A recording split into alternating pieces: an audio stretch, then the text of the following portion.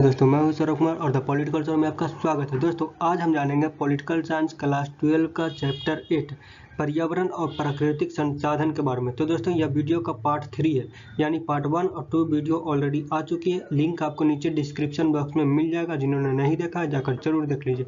तो दोस्तों आगे बढ़ने से पहले जिन्होंने चैनल को सब्सक्राइब नहीं किया, चैनल को सब्सक्राइब करके बेल आइकन जरूर दबा दें और दोस्तों में वीडियो को जरूर शेयर करें। तो चलिए दोस्तों शुरू करते हैं।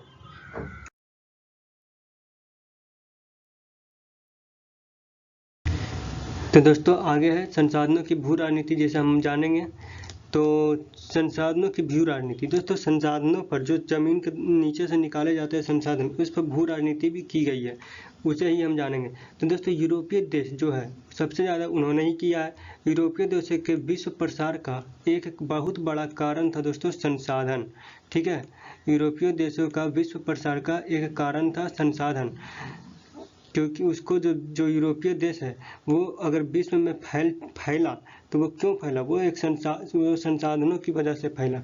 ठीक है, जो ज़मीन के नीचे से निकाले जाते हैं जैसे तेल और भी बहुत सारी चीज़ें होती हैं। तो दोस्तों इसके वजह से कई देशों में युद्ध का माहौल भी बना। ठीक है, पश्चिमी देशों ने भू राजनीति को व्यापारिक संबंध, ताकत तथा युद्ध के विषय में ही सोचा, जिसके मूल में था क्या दोस्तों, विदेशों की संसाधन थी और समुद्री नौवाहन में दक्षता, ये दोनों उसके मूल में था। ठीक है, तो दोस्तों समुद्री नौवाहन इमारती लकड़ियों पर आधारित था, इसलिए 17वीं सदी के समय में यूरोपीय देशों को प्राथमिकता में इमारती लकड़ियां रही। लेकिन दोस्तों आगे चल करके उसका निगाहें तेल पर पड़ गई। पहले और दूसरे विश्व युद्ध में तेल की निर्बाध आपूर्ति का महत्व दुनिया को पता चला कि तेल की निर्बाध आपूर्ति होती रहे। अगर इस देश में तेल है तो यहाँ से निर्बाध आपूर्ति होती रहे। ठीक है, बिना कोई रोक टोक के निर्बाध आपूर्ति तेल की होती रही। और इसके लिए दोस्तों उन्होंने संसाधन दोहन के इलाके में अपने सेना को तैनाती करने लगे। वो यूरोपीय देश जहाँ से तेल की निकाला जा रहा था, जहाँ उसका दोहन हो रहा था, तो वहाँ पर अपने अपने देश के जो यूरोपीय देश है सेना की तैनाती करने लगे। वहाँ अपने मनपसंद सरकारों की नियुक्ति करने लगे। ठीक है, अपने मनपसंद सरकारें बनाने लगे ताकि जो तेल का जो उत्पादन है उनके कंट्रोल में रहे और उनको निर्बाध आपूर्ति बनी रहे। ठीक है, वह संसाधनों का भंडारण भी करने लगे काफ़ी मात्रा में अपने जगह पर। तो दोस्तों ये सब जो थी, यही सब जो थी वह पहले और दूसरे विश्व युद्ध के बीच में हुई थी, जिससे लेकर कई सारे युद्ध भी हो चुके थे। ठीक है, यूरोपीय देशों को। तो दोस्तों हमने देखा कि मनपसंद सरकारों की उन्होंने बहाली भी कर रखी थी, तो अपने हितधारक अंतर्राष्ट्रीय समझौतों को समर्थन देना भी शामिल है इसमें। ठीक है, तो ये थी दोस्तों संसाधनों की भू राजनीति।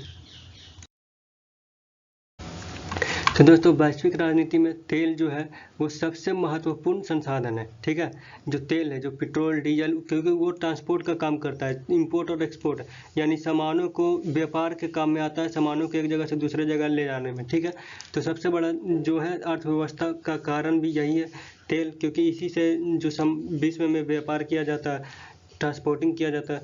तो दोस्तों इसमें कुछ पॉइंट दिए गए। 20वीं सदी में विश्व की अर्थव्यवस्था तेल पर ही निर्भर थी। ठीक है, पहला ये जो 20वीं सदी का विश्व अर्थव्यवस्था था वो तेल पर निर्भर था रही है।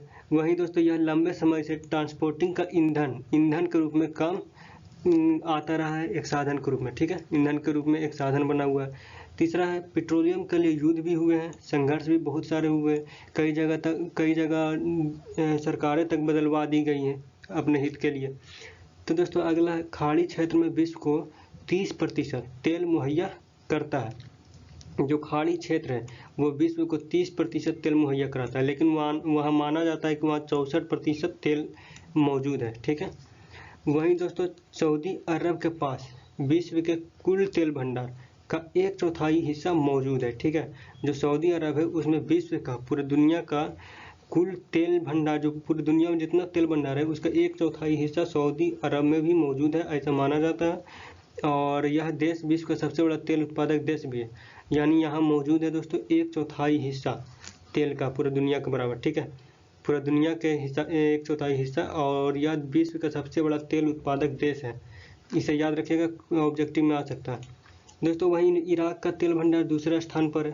पहले स्थान पर है कौन, सऊदी अरब का तेल भंडार, दूसरे स्थान पर है यह इराक का तेल भंडार। तो दोस्तों इसके दूसरे हिस्से पर तेल की खोज करने की भी संभावना है। ठीक है, इराक में दूसरे जगह भी खोज की जा रही है। अगला युद्ध जल युद्ध होने की संभावना है। यानी दोस्तों ये तो था तेल युद्ध। ठीक है, संसाधनों के लिए यह युद्ध हुआ था और अभी तक हो भी रहा है बहुत जगह पर, इराक वगैरह में।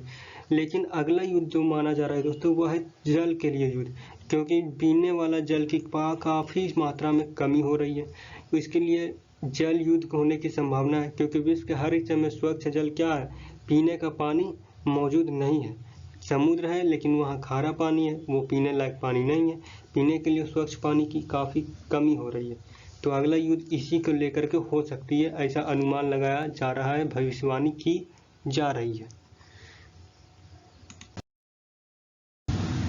तो दोस्तों अगला है मूलवासी और उनके अधिकार। मूलवासी और उनके अधिकार। तो जो मूलवासी है, संयुक्त राष्ट्र संघ ने मूलवासियों को ऐसे लोगों का वंशज बताया है जो किसी मौजूदा देश में बहुत दिनों से रहते चले आ रहे हैं। ठीक है, संयुक्त राष्ट्र ने मूलवासियों को ऐसे वंशज बताया है जो किसी मौजूदा देश में कई दिनों से रहते चले आ रहे हैं। ठीक है, फिर विश्व के दूसरे हिस्से, दूसरी संस्कृति और जातीय मूल के लोग उस देश में आए और उन्हें अधीन बना लिए। कहने का क्या अर्थ है? तो दोस्तों कहने का अर्थ यह है कि जो मूलवासी है वह कई सालों से, कई लोगों से, कई दिनों से, मतलब बहुत दिनों से रहते चले आ रहे हैं। किसमें? किसी एक देश में। ठीक है, तो वो वहाँ के मूलवासी हो गए। लेकिन फिर किसी दुनिया के दूसरे हिस्से से, विश्व के दूसरे हिस्से से कोई आता है और उन्हें अपना अधीन बना लेता है।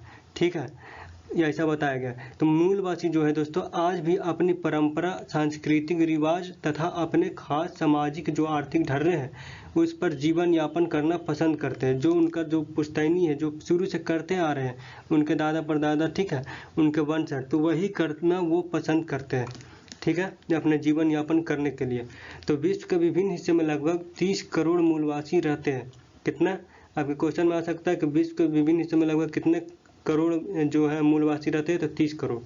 दोस्तों फिलीपींस में 20 लाख ऐसे लोग रहते हैं, चिली में 10 लाख और बांग्लादेश में 6 लाख आदिवासी हैं। उत्तर अमेरिका में जो है 3,50,000, वहीं पनामा नहर के पूरा में 50,000, उत्तरी सोवियत में 10 लाख। तो दोस्तों ऐसे ऐसे कई देशों में जो मूलवासी हैं वो रहते हैं। ठीक है, जो कि कोई करोड़ों में है, कहूँ लाखों में है। ठीक है, किसी जगह पर 10 लाख है तो किसी जगह पर 20 लाख है, तो किसी जगह पर 50,000 ही है। तो ऐसे ऐसे दुनिया का हर एक हिस्से में लगभग मूलवासी रहते आ रहे हैं। मूलवासी भी दोस्तों अपने अधिकारों की आवाज़ उठाते रहे हैं। ठीक है, अगर उनका आवाज़ों को दबाया जाता है कभी भी, तो वो भी अपना अधिकारों की आवाज़ हमेशा उठाते आ रहे हैं शुरू से ही। तो दोस्तों भारत में इन्हें अनुसूचित जनजाति अथवा आदिवासी शब्द का उपयोग होता है। यानी दोस्तों जो मूलवासी है उसको भारत में अनुसूचित जनजाति और अनुसूचित जनजाति अथवा आदिवासी, ठीक है, आदिवासी का नाम तो आपने सुना ही होगा, या अनुसूचित जनजाति का भी नाम सुना होगा। तो भारत में इन्हें इसी नाम से जाना जाता है। ठीक है, इसी शब्द का प्रयोग किया जाता है। तो इन्हें संवैधानिक सुरक्षा हासिल है भारत में दोस्तों। विकास कार्यों की वजह से बड़ी संख्या में लोग विस्थापित भी हुए हैं।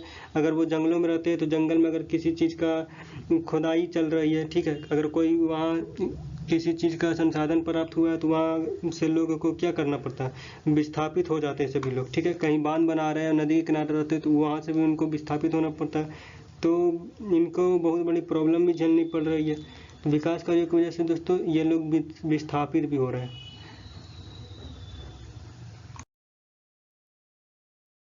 अगला वीडियो डिस्क्रिप्शन बॉक्स में है, जाकर जरूर देखें। Like, share and subscribe the channel the political Saurabh. Latest YouTube shorts video see on the channel. Thank you. जय हिंद।